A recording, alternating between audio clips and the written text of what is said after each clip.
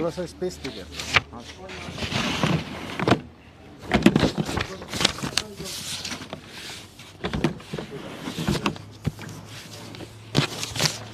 ठीक है।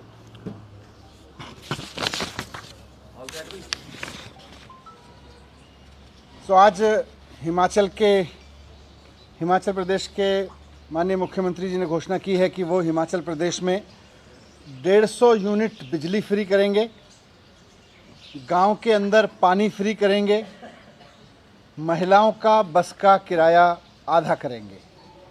ये हिमाचल प्रदेश की सरकार ने, उनके माननीय मुख्यमंत्री जी ने अभी घोषणा की है। हमने तो सुना था कि भारतीय जनता पार्टी आम आदमी पार्टी से डरी हुई है, लेकिन आज उनकी अनाउंसमेंट से समझ में आ गया कि आम आदमी पार्टी को लेकर भारतीय जनता पार्टी के मन में हार का बहुत ज़बरदस्त खौफ है। पूरे देश में भारतीय जनता पार्टी की, उनके दोस्तों की 18 सरकारें हैं। कहीं उन्होंने नहीं सोचा कि बिजली सस्ती कर दो। हर जगह कहते हैं बिजली फ्री नहीं होनी चाहिए, फ्री का मजाक उड़ाते हैं। हर जगह कहते हैं ये फ्री तो देशद्रोही है। केंद्र की सरकार में भी रिव्यू करके मीडिया को बताते हैं कि पूरी की पूरी केंद्र सरकार कह रही है फ्री तो बर्बाद कर रहा है। और हिमाचल प्रदेश में चुनाव आया तो केजरीवाल मॉडल ऑफ गवर्नेंस की कॉपी करने की नाटक करने लगे हिमाचल प्रदेश में। हिमाचल प्रदेश में आज भारतीय जनता पार्टी ने जो अनाउंसमेंट्स किए हैं, भारतीय जनता पार्टी की सरकार ने, वो केजरीवाल मॉडल ऑफ गवर्नेंस की नकल करने की कोशिश है। केजरीवाल जी का इतना खौफ, अभी तो केजरीवाल जी ने मंडी में एक रोड शो किया था, इतनी जल्दी इतने खौफ में आ गई भारतीय जनता पार्टी की, केजरीवाल जी की योजनाओं को आधे अधूरे बेमन से लेकिन कॉपी करने की कोशिश करने लगी। 18 राज्यों में इनकी सरकार है, वहाँ क्यों नहीं कर रहे? चुनाव से ठीक 2-3 महीने पहले हिमाचल प्रदेश में अनाउंस कर रहे हो, क्यों?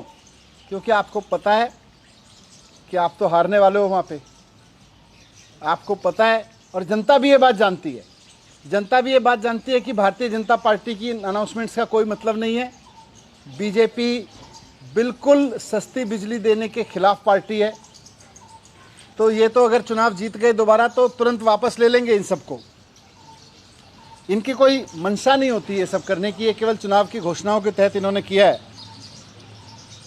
अब आप सोच के देखिए कि अगर केजरीवाल जी के एक रोड शो से हिमाचल की जनता को इतना फ़ायदा हो सकता है, तो कल केजरीवाल जी के नेतृत्व में हिमाचल प्रदेश में सरकार बन गई, उनके मार्गदर्शन में चलने वाली सरकार बन गई जो केजरीवाल मॉडल ऑफ गवर्नेंस पे काम करेगी, तो हिमाचल के लोगों को कितना फ़ायदा होगा। जब एक बार रोड शो करने से जनता को इतना फ़ायदा है, तो कल को केजरीवाल जी के मॉडल पे काम करने वाली सरकार बनाने से कितना फ़ायदा होगा। ये बात हिमाचल के लोगों को भी मैं रिक्वेस्ट करूंगा कि एक बार समझें, और साथ साथ ये भी समझें कि बीजेपी की ये घोषणाएं दिखावा है, धोखा है।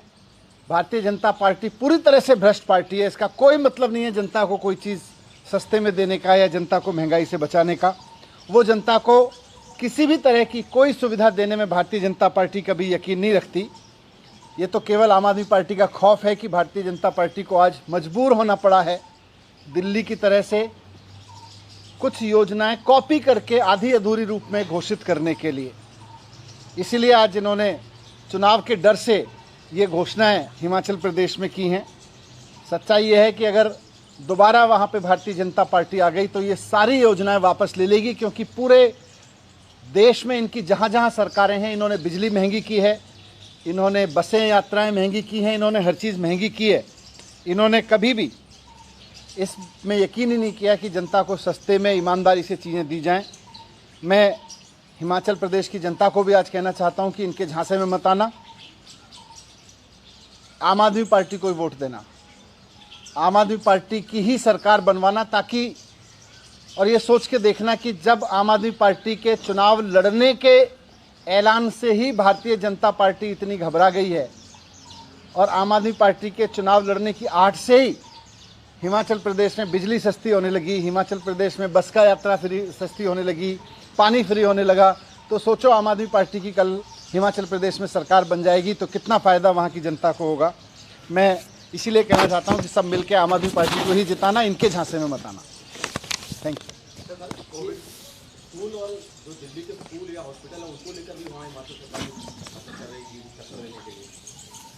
करें ना, हम तो चाहते ही हैं कि पूरे देश की राजनीति में स्कूल अस्पताल पे खूब बात होनी चाहिए और बहस होनी चाहिए कि किसके स्कूल अच्छे, किसके अस्पताल अच्छे, इसी से जनता को फायदा होगा। ये करते ही नहीं, भाग जाते हैं हमेशा चर्चा से इन सबसे।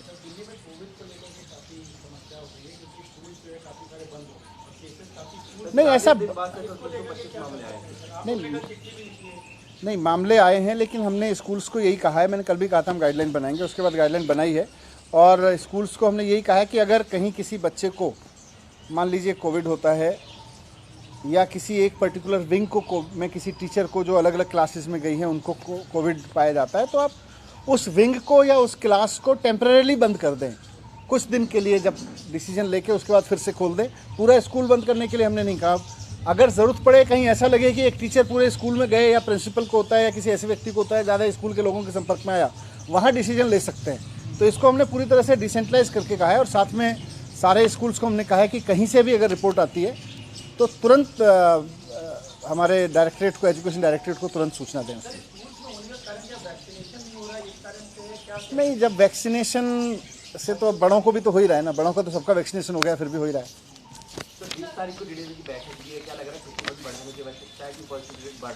नहीं, सारी सिचुएशन का रिव्यू करेंगे। जो डीडीएमए की मीटिंग्स होती हैं उसमें सबसे बड़ी चीज़ ये होती है कि जो एक्सपर्ट्स हैं, जो सारी दुनिया के स्प्रेड पे, देश की स्थिति पे, इसके वेरिएंट्स पे नज़र रखते हैं, वो फिर सरकार के आगे एक पूरा पिक्चर रखते हैं, सरकार की उसमें समझ बनती है, फिर तो उनसे बहुत मदद मिलती है हमें। सर एक इम्पॉर्टेंट सवाल है, ये दिल्ली जल बोर्ड की तरफ से एक्चुअली क्या सर, पानी काफ़ी सारे इलाकों में दिल्ली में गंदा आ रहा है और कई लोग कंप्लेन कर रहे हैं कि दिल्ली जल बोर्ड सुनवाई नहीं कर रहा, क्या हो सकता है सर? नहीं, कहीं किसी पर्टिकुलर कॉलोनी में है तो उसके तो तुरंत एक्शन हो जाता है। ऐसे जेनरिक कहना तो ठीक नहीं है। नहीं, किसी कॉलोनी में होगा तो बता देना। क्या? अच्छा, क्या? दिल्ली फाइल्स बनाने के लिए अनाउंस कर दिया में कश्मीर फाइल के बाद में दिल्ली राइट्स को दिखाना चाहते हैं, इसमें क्या है? बिल्कुल, और देश में बहुत सारे वीडियोस, बहुत सारी फिल्में बन रही हैं, स्वागत है। Thank you so much sir.